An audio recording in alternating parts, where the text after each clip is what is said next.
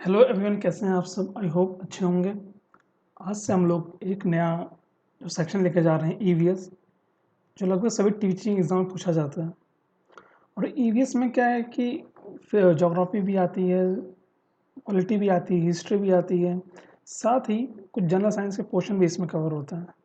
तो सोचिए आप कौन कौन से टॉपिक पढ़ने हैं जो आपके ईवीएस में आते हैं। मैं से आपको उतना ही पढ़ाऊँगा और आपका ईवीएस इससे कवर हो जाएगा। किसी भी टीचिंग एग्ज़ाम की आप तैयारी कर रहे हैं, वहाँ पर ही आपको हेल्प करेगा। ठीक, तो चलिए स्टार्ट करते हैं। आज हम लोग पहला टॉपिक लिए हैं, ज्योग्राफी का है, जो है लैटिट्यूड एंड लॉन्गिट्यूड, जिसमें अक्षांश और देशांतर भी कहते हैं। जो जितना ये छोटा सा वीडियो रहेगा, बट इसमें आपका एग्ज़ाम का कंप्लीट तैयारी हो जाएगा। जितना आपको एग्ज़ाम में पूछा जाता है इससे क्वेश्चन, उस सारे टॉपिक हम लोग डिस्कस कर लेंगे। चलिए स्टार्ट करते हैं। सबसे पहले लैटिट्यूड एंड लॉन्गिट्यूड, इसको अक्षांश और देशांतर कहते हैं।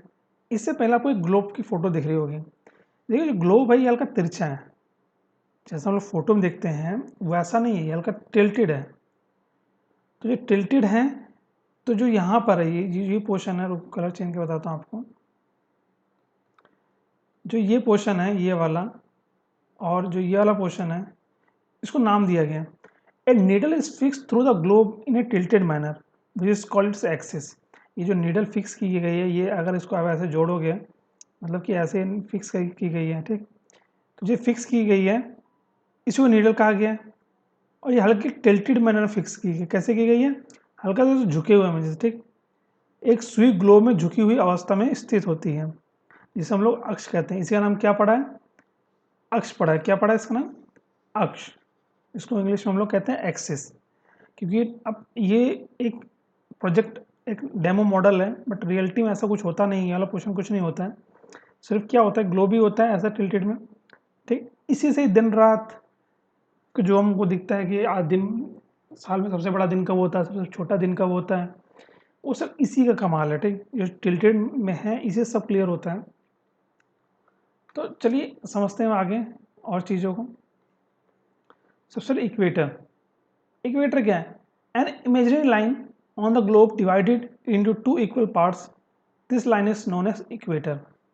वो इमेजिनरी लाइन जो क्या करता है, इक्वेटर को दो इक्वल पार्ट में डिवाइड करता है, जिसको हम लोग के विश्वत रेखा है। विश्वत को ही क्या कहते हैं? इक्वेटर कहा जाता है। ये जो लाइन आपको दिख रही है, मैं इसको अच्छे से डार्क कर देता हूँ ताकि आपको क्लियर हो जाए। जो लाइन आपको दिख रही है ये वाली,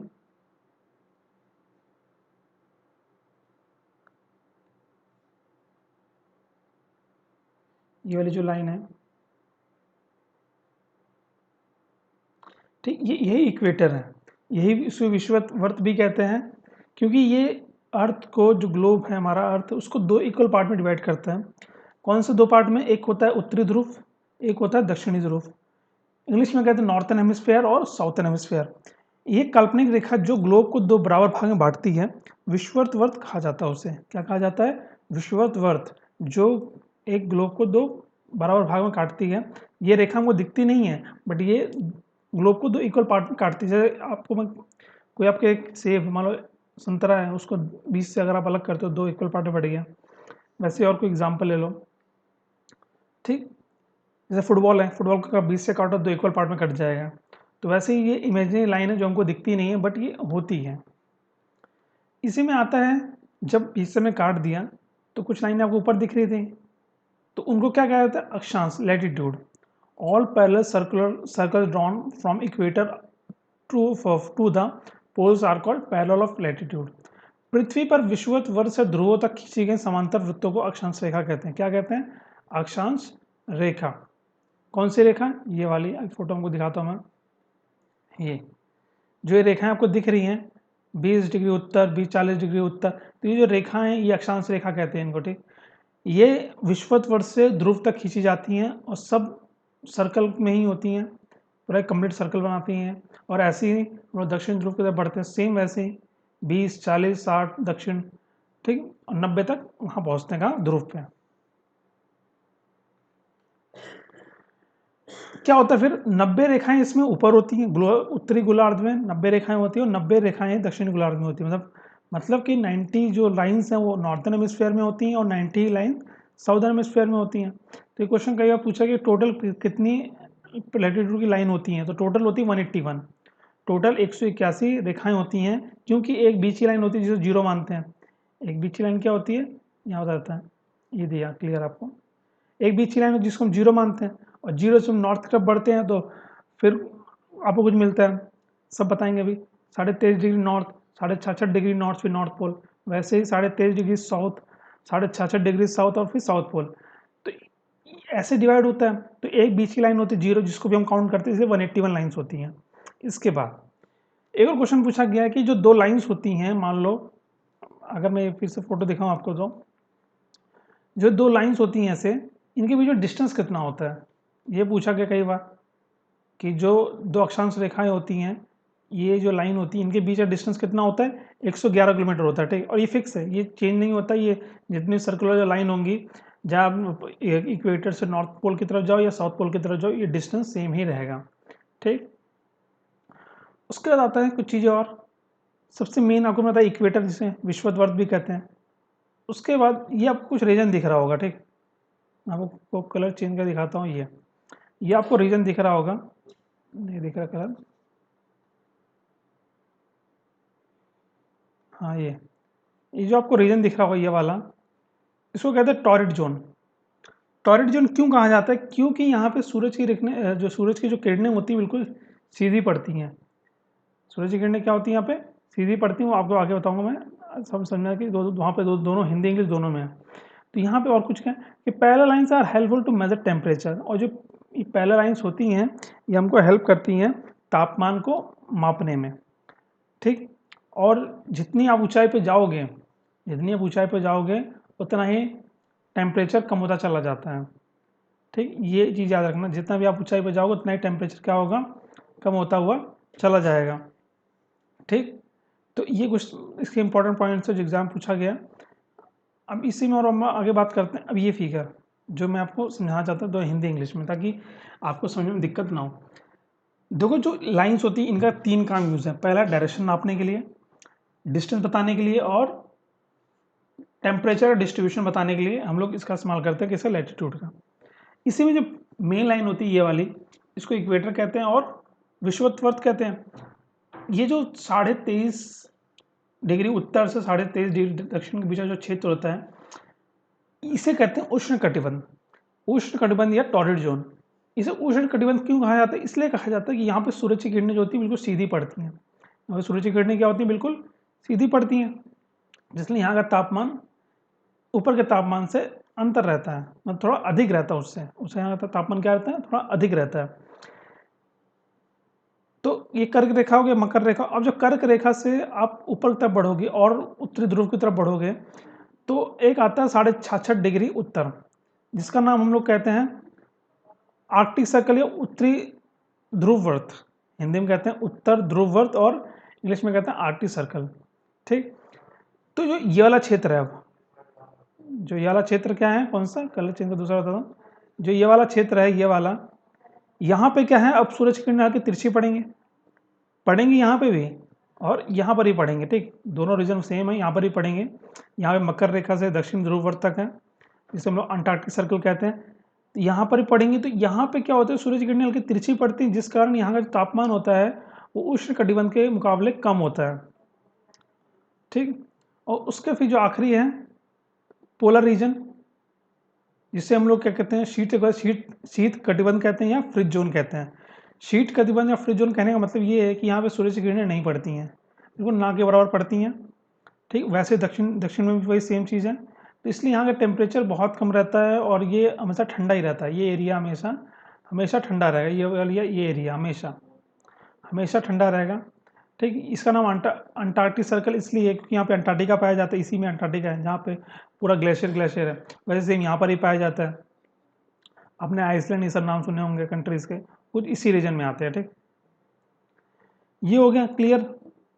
यहाँ से आपको तीन चार चीज़ें पता है। पहला कि एक विषुवत वर्त होता है जो 0 डिग्री पर होता है, उससे जब हम उत्तर की तरफ बढ़ते हैं तो एक कर्क रेखा आती है जो 23.5 डिग्री उत्तर में है, जिसे हम लोग ट्रॉपिक ऑफ कैंसर कहते हैं। और उसके ऊपर जब और बढ़ते हैं नॉर्थ की तरफ तो आता है आर्कटिक सर्कल, जिसे हम लोग उत्तरी ध्रुव वर्त कहते हैं, जो 66.5 डिग्री उत्तर में है। ठीक, ऐसी जब दक्षिण की तरफ बढ़ते तो मकर रेखा आती है जिसको 23.5 डिग्री दक्षिण कहा जाता है। उसके बाद आता है दक्षिण ध्रुववर्त जिसे 66.5 डिग्री दक्षिण कहा जाता है, फिर हम ध्रुव पे पहुंच जाते हैं। इसके बाद 3 चीज़ इसमें और बताई गई। एक बताएगा उष्णकटिबंध। उष्णकटिबंध वो क्षेत्र होता है जहाँ पे सूरज की किरणें सीधी पड़ती हैं। फिर उसके बाद तो उष्ण शीतोष्ण कटिबंध। उष्ण शीतोष्ण कटिबंध वो होता है जहाँ पे सूरज की किरणें आके तिरछी पड़ती हैं और वहाँ पे तापमान उष्ण कटिबंध के मुकाबले थोड़ा कम रहता है। और फिर आखिरी है शीत कटिबंध जहाँ पे बर्फ जमा रहता है, वहाँ पानी नहीं रहता, पानी है बट वहाँ मैक्सिमम पोर्शन क्या ग्लेशियर है। ठीक, आई होप आपको समझ में आया होगा। इसका आता है लॉन्गिट्यूड। लैटिट्यूड मैंने बताया, अब आता है लॉन्गिट्यूड। लॉन्गिट्यूड में क्या होता है, जो ये वर्टिकल लाइंस होती हैं, ठीक कैसी होती हैं, वर्टिकल लाइंस। और ये क्या होता है, सेमी सर्कल बनाती है। कैसे बनाती हैं, ऐसे हैं, ये लाइन ऐसे आएगी, ऐसे आएगी, ऐसे आएगी, ऐसे आएगी, मतलब पूरी कंप्लीट नहीं बनाएगी, हाफ ऑफ सेमी सर्कल बनाएंगे। तो दीज आर वर्टिकल लाइन, इन्हें वर्टिकल लाइन कहा जाता है। यहाँ से भी क्वेश्चन पूछा कि टोटल वर्टिकल लॉन्गिट्यूडनल लाइन कितनी है, 360 है। क्या है, टोटल 360 लॉन्गिट्यूडनल लाइन है। क्यों, 180 ईस्ट में और 180 वेस्ट में। कैसे, अगर इसको मैं 20 से काट दूं तो एक लाइन ऐसे बनेगी, दूसरी ऐसे बनेगी, तीसरी ऐसे बनेगी। ठीक, ये बीच की लाइन तो होती नहीं है इसमें, क्योंकि इक्वेटर होता है, इसमें इक्वेटर तो बीच में होता नहीं है। फिर ये ऐसे बनेगा, ऐसे बनेगा, ऐसे बनेगा। तो ऐसे ही 180 बनती हैं ईस्ट में और 180 बनती हैं वेस्ट में। और यहाँ पे क्या, दो, यहाँ पर भी थोड़ा डिस्टेंस होता है, इनके बीच में कोई डिस्टेंस होता है बट इसमें सेम नहीं रहता है। कहने का मतलब क्या है कि जो ध्रुव होता है यहाँ पर पोलर पे जो लॉन्गिट्यूडनल लाइंस होती है उनके बीच में 0 किलोमीटर डिस्टेंस होता है। यहाँ पे क्या होता है, 0 किलोमीटर। और जो यहाँ पे इक्वेटर पे होता है, यहाँ पे कितना होता है, 111.32 किलोमीटर ये डिस्टेंस। और मैक्सिमम कहाँ पे होता है, इक्वेटर मैक्सिमम होता है और ध्रुव पे मिनिमम होता है। लिखा है all the country decided that the count should begin from the meridian which passes through Greenwich where the British Royal Observatory is located. This meridian is called prime meridian. Prime meridian एक ये पूछा गया कि सभी देशों ने निश्चय किया कि ग्रीनविच, जहाँ पर ग्रीनविच कहाँ है, एक ब्रिटिश राज्य, एक वेधशाला स्थित है वहाँ पे, जिससे गुजरने वाली यामोत्तर से पूर्व और पश्चिम की ओर गिनती शुरू की जाएगी। मतलब कि एक ब्रिटेन में एक जगह है, ब्रिटेन में एक जगह जहाँ को मान लिया मेन पॉइंट है। क्या मान लिया गया, मेन पॉइंट मान लिया गया। और उस मेन पॉइंट से कहा गया कि हम आप पूरब और पश्चिम की तरफ आप गिनना शुरू करोगे। ठीक, और बराबर आएंगे, 180 लाइन आएंगी। तो क्या कह रहा है कि, और उसी को क्या मान लोगे, जीरो मान लोगे। वो जो ग्रीनविच लाइन है उसको क्या मान लोगे आप, 0 डिग्री, 0 डिग्री देशांतर मान लोगे। 0 डिग्री देशांतर मान लिया। इसलिए जो भी हम टाइम मेजर करते हैं, इसलिए इस ग्रीनविच जो है, जो लंदन का शहर है, ग्रीनविच सिटी ऑफ लंदन, इसको हम टाइम 0 मान के चलते हैं। मतलब इसको एक स्टैंडर्ड टाइम मान के चलते हैं कि यहाँ पे जो भी टाइम होगा लंदन में, उसी के अकॉर्डिंग ईस्ट में क्या टाइम चलेगा और वेस्ट में क्या टाइम चलेगा, इसी के अकॉर्डिंग निकाला जाता है। जैसे 360 डिग्री होता है कंप्लीट सर्कल, जो 24 घंटे के बराबर होता है। तो यहाँ से 1 डिग्री मूव करने के लिए 4 मिनट का समय लगता है। तो 1 घंटे में कितना डिग्री को मूव करेगा, 15 मिनट में 15 डिग्री मूव करेगा। 1 घंटे में 15 डिग्री मूव करेगा वो ईस्ट में करे या वेस्ट में करे। जैसे अब ये देखो, जो आपसे पूछे इंडियन स्टैंडर्ड टाइमलाइन पूछेगा तो ऐसा कुछ है। भारत की स्टैंडर्ड मेरिडियन कहाँ से पास होती है, मिर्जापुर से, जो 82.5 डिग्री ईस्ट है। अब इधर से आप इधर जाओगे या इधर जाओगे तो कुछ टाइम में डिफरेंट आएगा ना, क्योंकि डिग्री चेंज हो रहा है। अभी मैंने आपको क्या बताया कि 1 डिग्री पे 4 मिनट का फर्क पड़ता है। तो 82 से 97 लगभग 15 डिग्री का फर्क है। तो 15 डिग्री मतलब 15 चौके 60, लगभग 1 घंटे का अंतर आता है यहाँ से यहाँ। और वैसे 68 डिग्री कुछ यहाँ पर है, इसका माइनस करोगे तो कितना, 17 से 8 गया 9, लगभग 19 डिग्री, 19 डिग्री के आसपास। तो इसको मल्टीप्लाई करोगे तो इससे कितना डिफरेंट आ रहा है, डिफरेंट आ रहा है ना, 29 डिग्री, सॉरी 29 डिग्री का है। तो 29 डिग्री में लगभग 4 से इंटू 120, लगभग 2 घंटे के आसपास। तो ये गुजरात का जो पोर्शन है और जो ये पोर्शन है अरुणाचल प्रदेश का आखिरी पोर्शन है, इनके बीच में लगभग 2 घंटे का अंतर होगा। In India the longitudinal of 82 degree half east, इसको हम 82 डिग्री 30 मिनट ईस्ट भी पढ़ते हैं, इस ट्रीटेड स्टैंडर्ड मेरिडियन। भारत में जो 82.5 डिग्री पूर्व को मानक योमोत्तर माना गया है। ये जो मेन लाइन है ग्रीनविच लंदन, वहाँ से 5.5 घंटा आगे है। हम लोग क्या कहते हैं, कनाडा के जो लंदन का टाइम है वहाँ से 5.5 घंटा हम लोग आगे हैं, ठीक। पहले हमारे यहाँ सूर्योदय पहले होता है लंदन के मुकाबले, ठीक। और हमसे पहले सूर्योदय कहाँ होता है, जापान में होता है, ऑस्ट्रेलिया में होता है, ठीक। ऐसे और भी बहुत सारे जो देश हमारे ईस्ट में है वहाँ पे हमसे पहले सूर्योदय होता है। जैसे दिया it will be 7:30 PM in India. India में 7:30 PM होगा, जब लंदन में कितना होगा 2 PM। इंडिया में 7:30 बजेंगे अगर लंदन में 2 बजे हैं तो। Indian standard time line passes through, और जो हमारी भारतीय मानक रेखा है, समय रेखा है, ये 5 राज्यों से होकर गुजरती है। उत्तर प्रदेश, मध्य प्रदेश, छत्तीसगढ़, उड़ीसा, आंध्र प्रदेश, इनसे ये गुजरती है, ठीक। फिर आता गुजरात, जो मैंने आपको एग्जांपल दिया, गुजरात और अरुणाचल प्रदेश के बीच में लगभग 30 डिग्री का अंतर है, ठीक। 30 डिग्री का अंतर है, जिस कारण हमने निकाला कि अरुणाचल प्रदेश में 2 घंटा पहले सनराइज होता है और गुजरात में 2 घंटे बाद सनराइज होता है। क्योंकि इनके भी 30 डिग्री का अंतर, आपको मैंने बताया 1 डिग्री में लगभग 4 मिनट आता है, ठीक। 1 डिग्री में मूव कर लगभग 4 मिनट का डिफरेंस आएगा। तो यहाँ 30 डिग्री का डिफरेंस होता है। 30 अगर उसको मल्टीप्लाई 120 मिनट, 120 मिनट मतलब 2 घंटे, लगभग 2 घंटे का डिफरेंस आता है सनराइज में अरुणाचल प्रदेश और गुजरात में। तो ये था हमारा लॉन्गिट्यूड लैटिट्यूड का जो एक इंपॉर्टेंट पॉइंट जो एग्जाम में पूछा जाता है, टीचिंग एग्जाम में। टीचिंग एग्जाम का एक लेवल होता है जो इतना ही पूछता है क्वेश्चन, इतना आपको जानना है लॉन्गिट्यूड और लैटिट्यूड के बारे में। इससे ज़्यादा पढ़ भी सकते हैं, कोई दिक्कत नहीं है, बट ये जो एक टीचिंग ईवीएस का जो क्वेश्चन है वहाँ इतना ही पूछा जाता है, तो मैंने आपको बता दिया है। इससे बाहर क्वेश्चन ईवीएस में नहीं आता है।